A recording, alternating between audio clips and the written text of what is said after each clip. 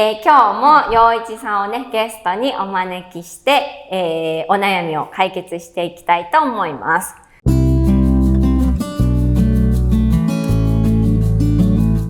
で、前回はね、巻き方をやったんですけど、今度は足首にお悩みがあるということで、で、去年の動画の時は股関節がね、うまく動かないんで、物をまたげませんとかね、そういうお悩みがあったので、股関節編は、そちらのね、動画を見ていただくとして、今日は足首ということで、足首は動かないとどんな支障が今度は？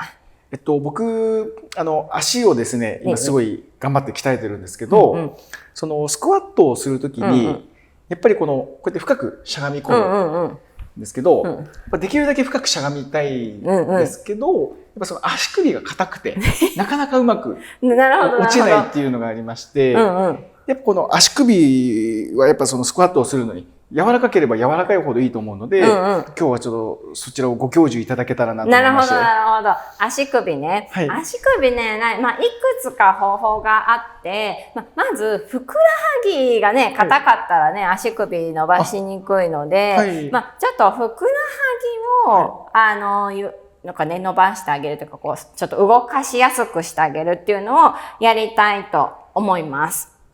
で、一つはね、ちょっと長い時間をかけてふくらはぎを伸ばすっていう方法と、もう一つは段差を使って動くっていうのをやってみたいと思います。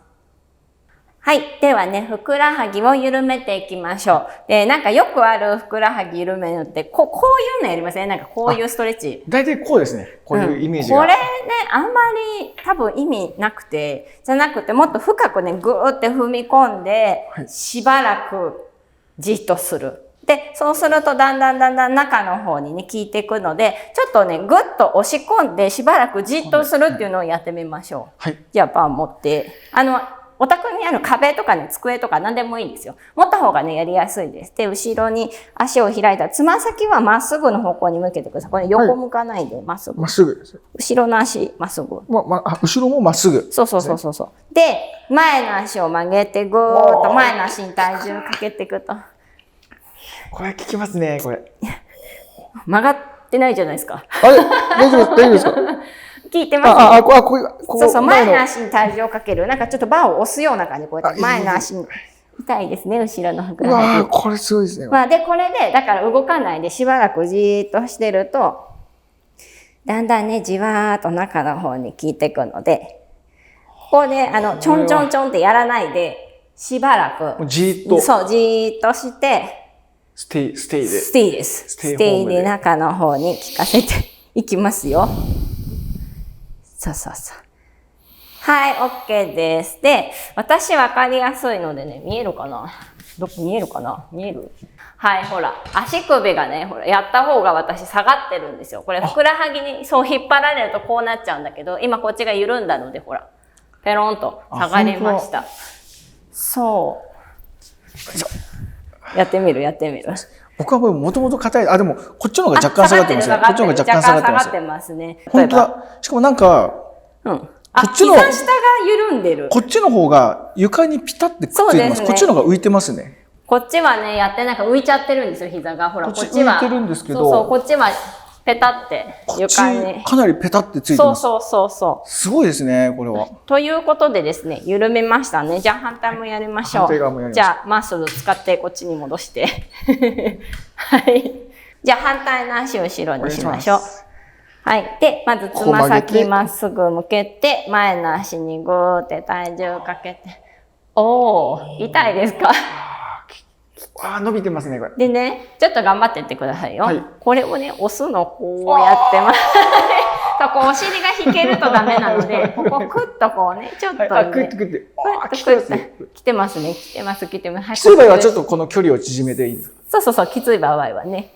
伸びてますね、これ。そうですね。効いてるでしょ？だから何回もバウンスするんじゃなくて、じわーってね、しばらく。これは何秒ぐらいが？これね、20秒から30秒ぐらいじーっとね。20秒から30秒ですね。で、かかとがね、浮かないようにね。はい。かかとをつけて。効きますね。はあ、OK です。これで多分スクワットすると、ちょっとスクワットをね、しやすくなってる。最初よりね。あ、すごい、しゃがみやすいです。しゃがみやすくなりましたね。あ、全然違いますね。しゃがみやすくなりました。やってる。全然違います。やってる感じが。さっきと。違いますね。ではね、もう一個違う方法もやってみましょう。はい。はい。お願いします、先生。で、今度はですね、段差を使って、ちょっとね、ふくらはぎを緩めていきたいと思います。でね、ここにこの、ほら、白いところ、板のところと、このブルーの絨毯のところね、ここに段差があります。なので、ここにね、こういう風に、こう、つま先の方だけ引っ掛けて、でもすでにこれで、ちょっとね、ふくらはぎがこう、ね、伸ばされてる状態なので、ここから、こういうふうに膝を曲げて、後ろにお尻をこう出すような感じで膝を曲げていくと、ここがね、伸びます。